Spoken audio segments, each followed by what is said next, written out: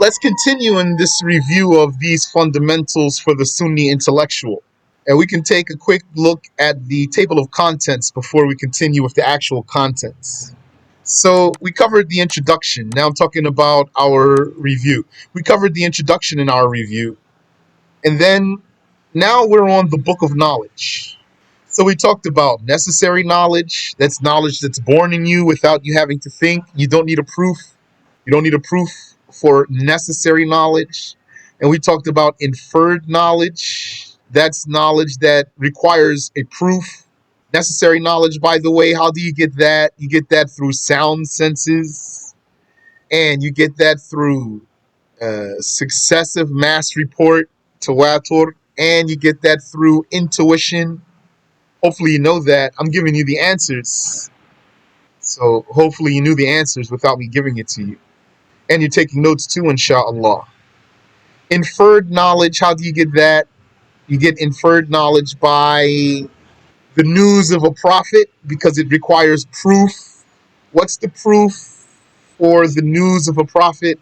It's his miracle. And we're talking about hearing directly from that miracle wielding prophet. And you get inferred knowledge through deduction. You get inferred knowledge through deduction. So that's all your causes of knowledge and what type of knowledge you get through those causes. We talked about the known. What does that mean? The known. So the known is different from the knowledge and it's different from the knower.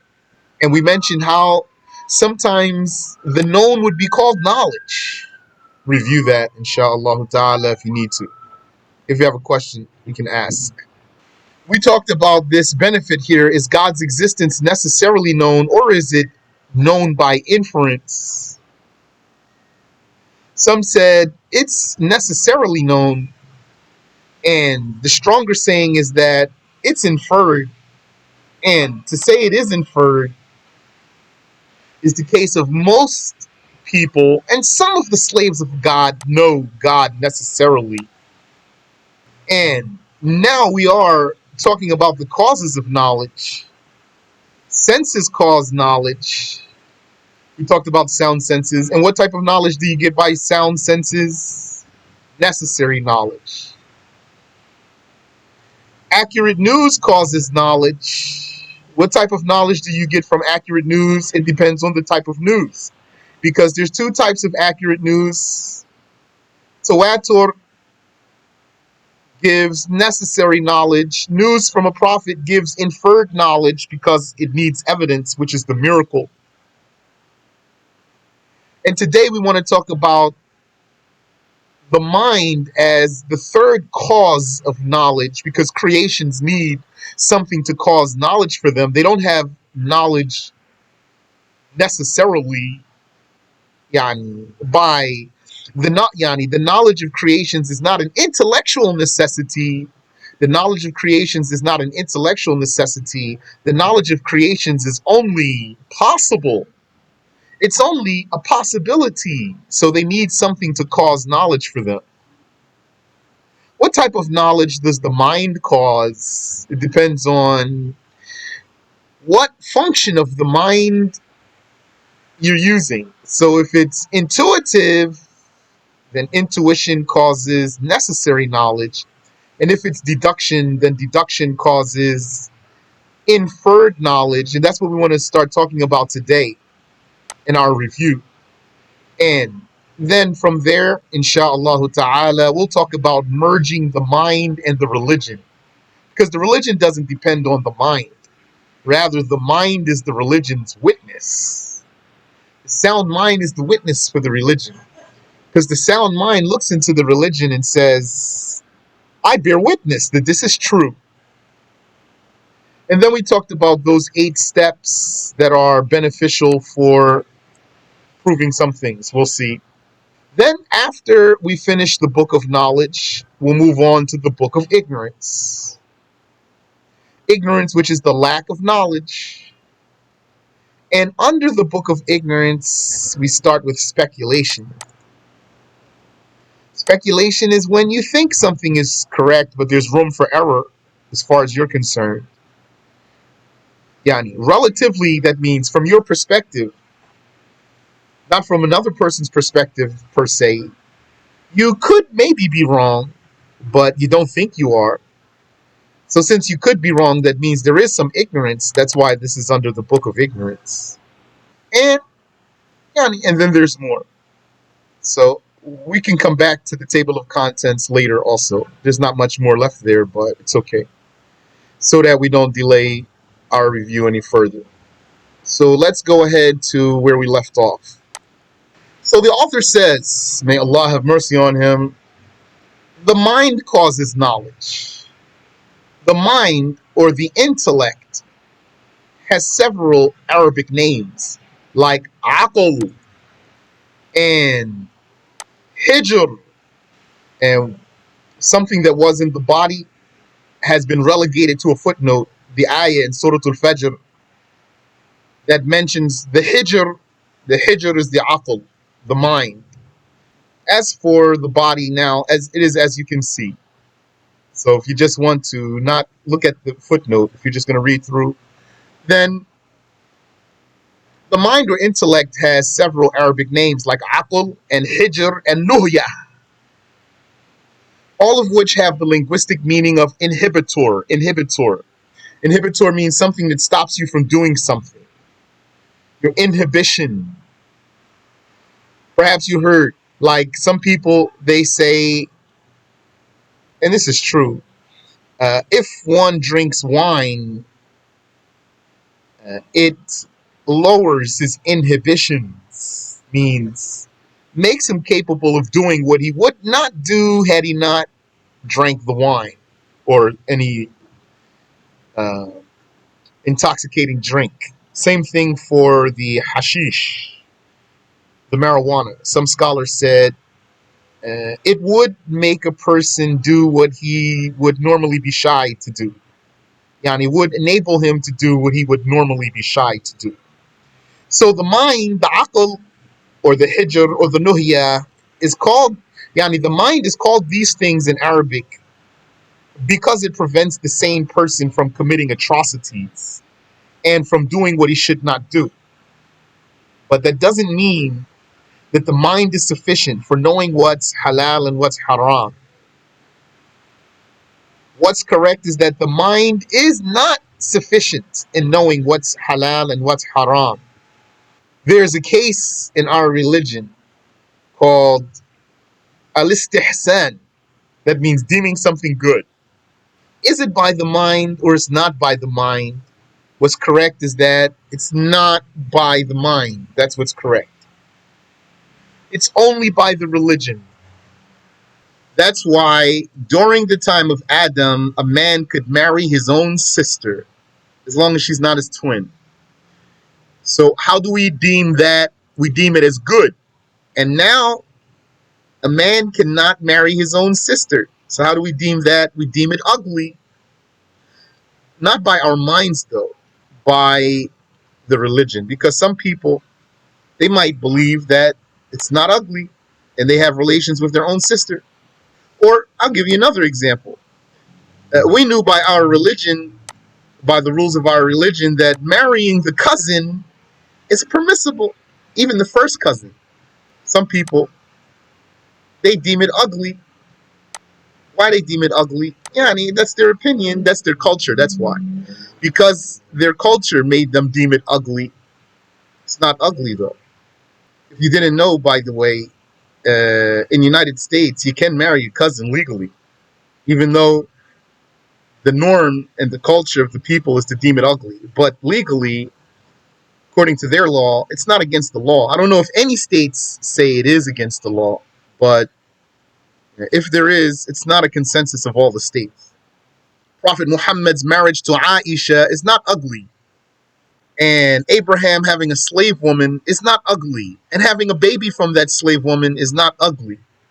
So what's good and what's bad, what's deemed good and what's deemed bad is by the religion, not by our minds. And the mind was also called lub, as Allah says, وَمَا يَذَّكَّرُ إِلَّا أُولُو الْأَلْبَابِ. No one will be admonished by it, by what's what's covered in the topic of this verse, no one will be admonished by it, no one will be lectured by it, no one will take a lesson by it except those who have sound minds, which means except the intellectuals. Ulul albab. Ulul albab means ashabul uqul, those who have minds, which means here the intellectuals. Throughout his book, Allah commanded thinking and praised those who use their minds and dispraised those who do not do that. And praising those who use their minds means using it properly. Some people, they have twisted thinking, unsound minds, corrupted intellects. They don't think properly. They don't arrive at conclusions properly, like philosophers in particular. They uh, they use their minds, but not soundly. And Allah dispraised those who do not use their minds. Allah encouraged his slaves to look into his kingdom, that means the creation, the realm of heavens and earth, to know his greatness and majesty. He said, أَوَلَمْ يَنْظُرُوا فِي مَلَكُوتِ السَّمَاوَاتِ وَالْأَرْضِ. Did they not look into the kingdom of heavens and earth? Here, what I learned in Imla is that this alif should not be there. But you pronounce it. You don't write it, you pronounce it. As-samawat. Just like in the name Allah, there's an alif you don't write. And in the name Ar-Rahman, there's an alif. You're not supposed to write it. So the looking in this verse refers to thinking, fikr, contemplation and considering, i'tibar, yani giving regard. And Allah also said, إن في خلق السماوات والأرض واختلاف الليل والنهار لآيات لأولي الألباب الذين يذكرون الله قياما وقعودا وعلى جنوبهم ويتفكرون في خلق السماوات والأرض ربنا ما خلقت هذا باطلا سبحانك فقنا عذاب النار. Also here, this alif should not be there. That's what I've learned in Imla, though it reached me from some of the sheikhs that they said it's not wrong to write the alif in this case. But I did learn that it is wrong. That's what I learned in Imla, so I'm just going to stick to what I learned in this case. And it reached me from about some of the sheikhs, they said it's not wrong. So the meaning of the ayah is, surely within the creation of heavens and earth, and in the difference between the night and the day, there are certainly signs for those who have sound minds. لَآيَاتِ لِأُولِي الْأَلْبَابِ. Ulil albab, yani the intellectuals. Those who remember Allah while standing, sitting, or on their sides. So that's a quality of the intellectuals. They make dhikr. May Allah increase our dhikr. And they think about the creation of heavens and earth. They think about creations of heavens and earth. Yani they look into the heavens and earth and they see that this heavens and earth, yani, we say heavens and earth because that's what we see. We see the sky above us, that's heaven. Heaven here doesn't mean paradise. Heaven here means the upper world. And we see the earth that we are living upon. So that's what we experience. And what we see in this heavens and earth is things of volume. That means things that take up space, like trees, and cars, and buildings, people, and animals, the like, light, and other things. And these things that have volume, they have qualities, they have properties like motion and stillness and connection and disconnection. And when we investigate their cases, these things that we witness, when we investigate their case, these things of volume, we know that they are made of atoms, even though we can't see any individual atom. on its own. We can't witness any one individual atom on its own because it is too small for our senses to detect. But upon pondering, we knew that all these things of volume are made of atoms. So then you know that, and then when you think, you say, okay, so that means there's different kinds of atoms, right? Because the wood, its atoms must be different from the atoms of the metal, and the atoms of the metal must be different from the atoms of the water.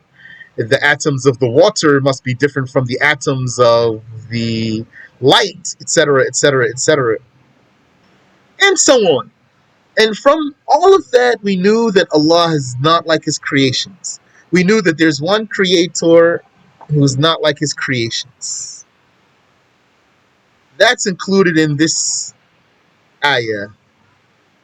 الَّذِينَ يَذْكُرُونَ اللَّهَ, not that part, here, this part. وَيَتَفَكَّرُونَ فِي خَلْقِ السَّمَاوَاتِ وَالْأَرْضِ, and they think about the creation of heavens and earth. رَبَّنَا مَا خَلَقْتَ هَذَا بَاطِلًا, they say, "Oh, our Lord, you have not created this without wisdom. Subhanak, you are glorified beyond the ascriptions of the creatures. Far from imperfection are you. فَقِنَا عَذَابَ النَّارِ, so save us from the torture of the fire." The mind has its value, and the intellectual proofs have to be considered. On the other hand, Allah dispraised the non-Muslims in the Quran for not using their minds when He said, وَقَالُوا لَوْ كُنَّا نَسْمَعُ أَوْ نَعْقِلُ مَا كُنَّا فِي أَصْحَابِ السَّعِيرِ. The blasphemers will say after being put in hellfire, had we listened to the warning of the messengers as seekers of the truth, and had we used our minds by contemplation and reflection, we would not have been among the inmates of the inferno. In this verse, Allah shows us that the judgment of the mind is considered in the religion, that the mind has a certain weight and regard, and that they are dispraised. Yani, they regret not using their minds. In the afterlife, they will regret not using their minds. And also Allah says, Inna sharra dawab عند الله الصم البكم الذين لا يعقلون.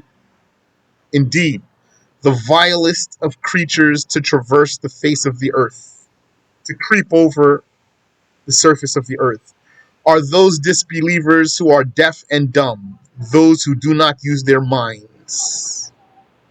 The scholars differed about the mind being a body or a quality, yani a property. If it's a body, means made of particles, of atoms. If it's a quality or a property, that means it's not made of atoms, and that rather it exists through something that has atoms, like a human or an angel or a genie. Some said it is a faculty, that means an ability, which means it's a quality, meaning it's a property given to some creatures by which they distinguish good from bad. A property, so it's not made of atoms. Given to some creatures, not all of them, not the animals, for example, by which they distinguish good from bad. The animals don't distinguish good from bad. Nothing is haram for the animals, and nothing's obligatory on the animals. Someone asked me, and you might wonder, can you let the animal eat haram meat? It's not haram for the animal to eat what's haram meat for us. That's haram meat for us, not for the animal. Nothing is haram for the animal. Some said it is a subtle body. So those who said it's a body, they said it's the subtle type. Like light. Light is subtle. The soul is subtle. The air is subtle. That means you can't grab it in your hand. It's not tangible. It's something made of atoms, yet it's not tangible. They said it is a light that illuminates a path starting from where the realization of the senses ends. Starting from where the realization of the senses ends. Yani, the realization of the senses, like the senses are input. They input for you information from the world around you. You hear, you see, you smell, etc. So this input goes so far. Where it goes, we say goes so far, whatever that limit is where it goes so far, the mind picks it up from there. The mind of the creature that has an intellect. Then the mind will process that information and the mind will enable you to theorize. Or it could even lead you to definitive knowledge. They also differed about its location. The philosophers, doctors, Imam Ahmed, according to a narration from him, and Abu al-Ma'in and Nasafi say that the mind is in the brain. Or their statement might be that the mind is in the head. They might say the mind is in the brain, or they might say the mind is in the head. So the philosophers, that's their position. Just because we mention some people doesn't mean we agree with them. And the doctors are not Muslim scholars because they're doctors. What they say is not a religious judgment. Unless the religion gives credence to what they say. Unless the religion gives credence to what the doctors say. Sadrul Islam ascribes this position to Ahlul Sunnah in general, saying about the mind, it is a subtle body that illuminates. He's claiming that this is the general position of Ahlul Sunnah, that the mind is a subtle body that illuminates, glows. Its place is the head, according to Ahlul Sunnah in general. So that's what he said. That doesn't mean that it's an agreement even according to him. Its effect falls upon the heart, so that the heart realizes things by the light of the mind, just as the eye realizes things by the light of the sun or the lantern. But if you notice, this analogy right here really means that that the mind is in the heart. This analogy right here really means that the mind is in the heart, because he said, the effect of the mind falls upon the heart, so that the heart realizes things by the light of the mind, just as the eye realizes things by the light of the sun or the lantern. So, how do you see? You see by your eye, isn't it? Yes. Through, yani, by the light of the sun or the lantern. So, if you see by your eye, because by the light of the sun or the lantern, then according to this analogy, then you think by your heart, by the light of the mind. That's what the analogy would mean, and that's what he said. But he's saying that it's the mind is in the head. He says, if the light gets weak, the realization gets weak, and if the light goes out, the realization goes away. So their argument, the argument of those who said that the mind is in the head, is that a man could be struck in the head and then lose his mind. Had the mind not been there, it would not have gone away by the blow, just as it would not leave by being struck on the hand or foot. So they're saying, if I smash your hand or smash your foot, would you lose your mind? You won't lose your mind. So they're saying, why not? They're saying, because it's not there. But if you take a blow to the head, you could lose your mind. Why? They're saying, because that's where the mind is. Other scholars like Judge Abu Zayd as-Sarakhsi, and Imam Ahmed, according to another narration, and our Shaykh, rahimahullah, said that the mind is in that cone-shaped organ placed in the left side of the chest called the heart, al-qalb. Their evidence is strong because it's not a mere deduction, it's actually from the Quran when Allah says, أفلم يسيروا في الأرض فتكون لهم قلوب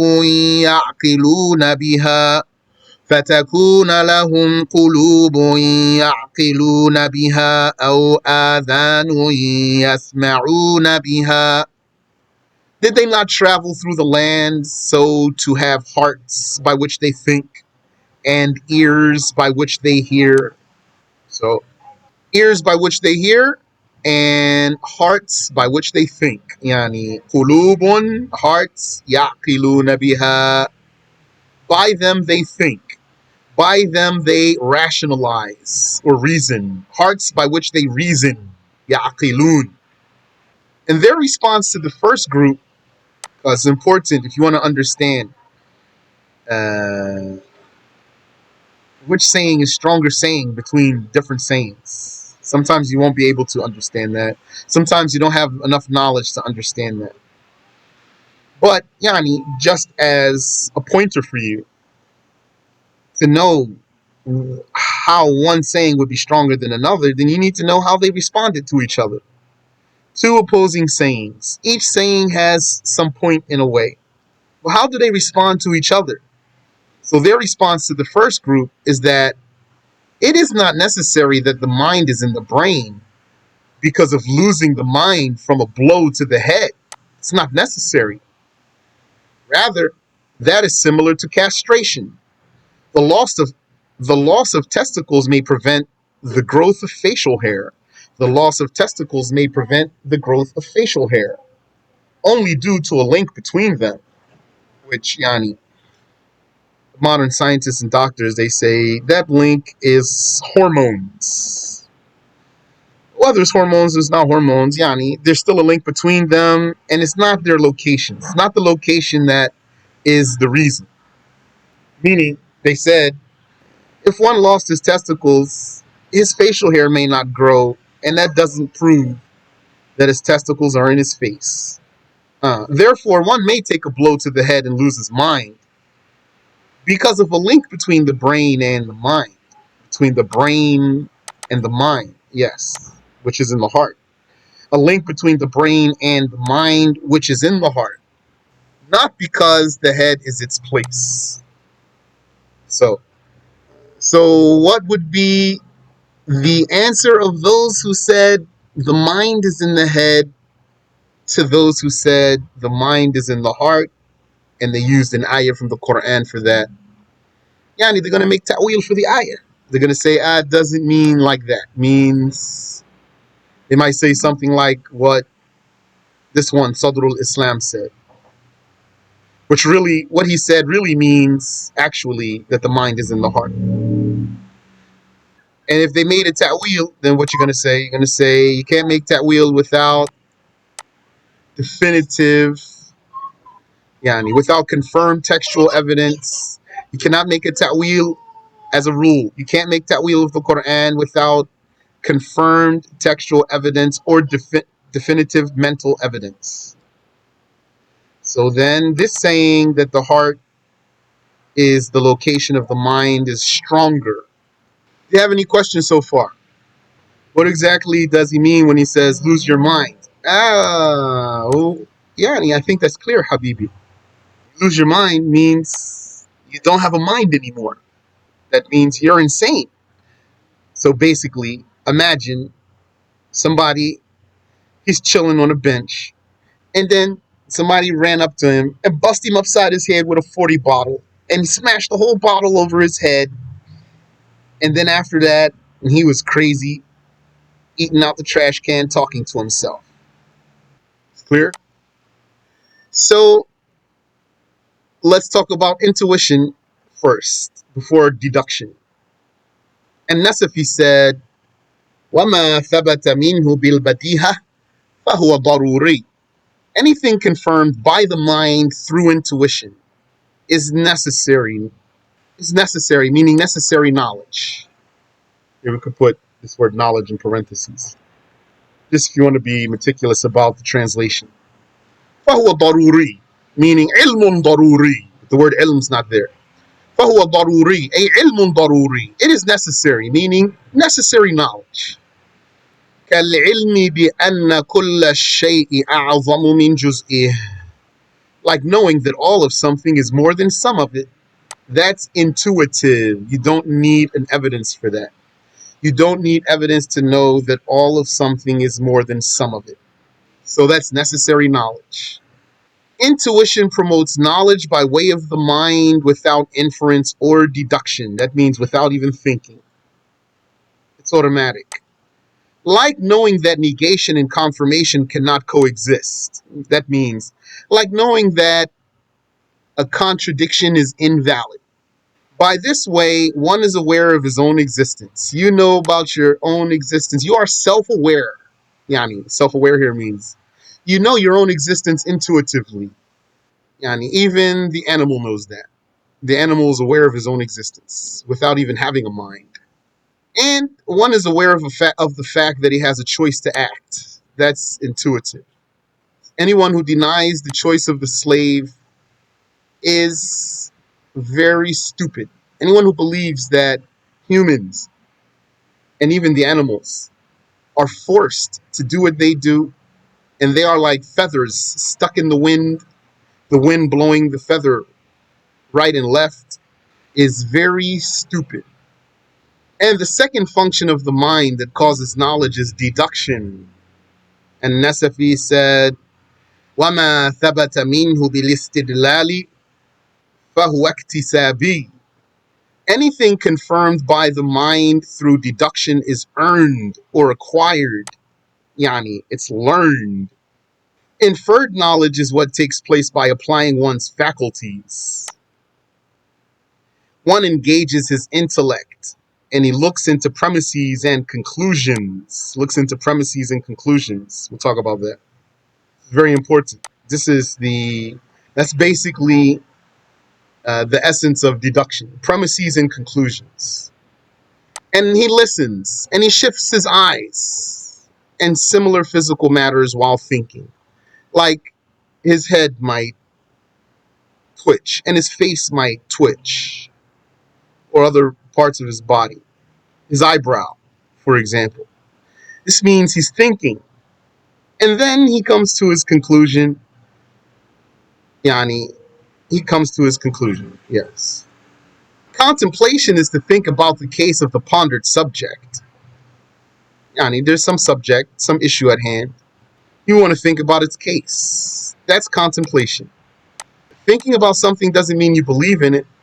Like, if you thought about blasphemy, that doesn't mean you committed blasphemy because you're thinking about blasphemy. It's important for you to know the difference between thinking and believing. Last time we went over this, I gave you an analogy, like catching a fish or catching a bird. If you caught a fish or you caught a bird, you could hold it in your hand and look at it and turn it all around, etc. And then what could you do? You could let it go. That's thinking.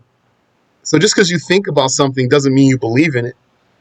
If you thought about blasphemy, if a case presented itself to you or was presented to you, and then you thought about it, is it blasphemy or it's not blasphemy? This doesn't mean you're committing blasphemy because you're doubting, is it blasphemy or it's not blasphemy? I didn't know immediately. Do I have to take my shahada? No, just slow down. All you're doing here is just thinking about the issue. There's no blasphemy there. So to reach either knowledge or speculation about a known or speculative issue, meaning you think about some subject. So your thinking might make you arrive at knowledge, 100% knowledge. Or your thinking might make you arrive at a speculation, meaning it is what you surmise to be correct, with room for error from your perspective. I can't stress for you enough the importance of you allowing for yourself the room for error in your thinking. That's what's going to make you a better thinker. That's what's going to make you come to, insha'Allah ta'ala, better answers actually. And part of that is being humble. You say, I could be wrong. That's why don't want someone to tell you what you want to hear. Don't look for someone to tell you what you want to hear. You'll be fooling yourself. Or you might be letting someone fool you. Thinking is applying meaning, engaging the self in relation to concepts and ideas, which is different from applying the self in relation to physical matters, because that would be imagining. Imagining when you're dealing with colors and shapes and other physical matters. And the imagination, the mere imagination without prior witnessing, for example, the mere imagination is usually wrong. We have a section about imagination here, but I'll give you an example. Let's say you're going to go to somebody's house. What might you do? You might imagine his house. You've never been there before, though. You might imagine his house. And then when you get there, it's nothing like you imagined at all. Completely different. That's just an example for you to help you not rely on imagination. Imagination is useful, but imagination can be deceiving. Use your mind, not your imagination. You use your imagination in its proper place, which is not a lot of places. Evidence is that which, when investigated properly, leads to knowledge of what is sought. Yani, what's sought is the answer. What you're seeking is the answer. So evidence, when investigated properly, that's an important qualifier there. When investigated properly, leads to knowledge of what is sought, if it's a known matter, or at least a verification of the soundness of a speculation, if it were speculative proof. Yani, in simple words, evidence, when investigated properly, is going to lead you to knowledge, or it's going to lead you to a speculation. Speculation here means supposition. That means what you think is right, what you think is correct and accurate, with room for error from your perspective. But there's two types of proofs. There's definitive proof and there's speculative proof. Speculative proof. Proof and evidence here mean the same thing. In fact, I'll bold both of those. Speculative proof. What's speculative proof? For example, Ash-Shafi'i, he said the Imam and the follower and the one who prays alone have to recite Al-Fatiha. His proof is that the Prophet sallallahu alaihi wasallam said, "La salata liman lam yaqra bi Fatihatil Kitab." There's no prayer for anyone who does not recite the Fatiha. Now you might say, that's a speculative proof? That's very clear to me. Seems like it's a definitive proof, not a speculative one. See, that's why sometimes you won't know. You won't have enough knowledge. Yani, sometimes you won't know. You won't know. Sometimes you won't have knowledge, according exactly to what we're talking about here, because you don't have enough knowledge to get to knowledge, to arrive at knowledge. Like, you would think something is a definitive proof and it's only a speculative proof due to your lack of knowledge. Like a Wahhabi. Wahhabi is so wrong on so many levels about so many things. He will bring you so many things he thinks is proof. He thinks is definitive proof. He thinks hadith of slave girl is definitive proof. He thinks Ar-Rahmanu ala al-Arsh istawa is definitive, ultimate evidence that Allah is over the throne, physically. So how that's not definitive proof for what Ash-Shafi'i said? Because in another hadith, the Prophet sallallahu alaihi wasallam said, when the Imam recites, then you listen. So according to those who use this proof to not say what Ash-Shafi'i said, they said this proves that the Imam's recitation will stand for the follower's recitation. So they said, who has to recite? The Imam has to recite, and the one who prays alone has to recite. And the follower, the Imam's recitation will stand for his. Now, which one of those is stronger? I don't have the knowledge to put their arguments against each other and then tell you which one's stronger. But for sure, from both sides, they have only a speculative proof, or else they would not have disagreed. They would have, if either of those was a definitive, explicit, clear-cut evidence, then they would have agreed one way or the other. Now let's stop there. Yeah, the time went by fast. I'm very happy for you, brothers and sisters, for understanding this topic. This is very good for you. Some of the questions that I've received show that the people are understanding. That's very good for you. Wa alaikum assalam wa rahmatullah. This lesson is good to teach little ones right now. Because it seems like that. I don't know how well little one can understand this. I guess depends on how little you're talking. Well, 10, 11, 12 years old. Maybe, yeah, 10, 11, 12 years old. If someone who's 10 or 11 or 12 learned this and he understands it, it's going to be so good for him. I said it because the examples that you give, I know they understand them. Yeah. SubhanAllah, it'll be so good, so good. Yani, they're going to grow up, inshallah. If they learn this and they understand it and they keep it in heart and they stick to it and they grow up and keep it, will be very good for them. سبحانك اللهم وبحمدك أشهد أن لا إله إلا أنت أستغفرك وأتوب إليك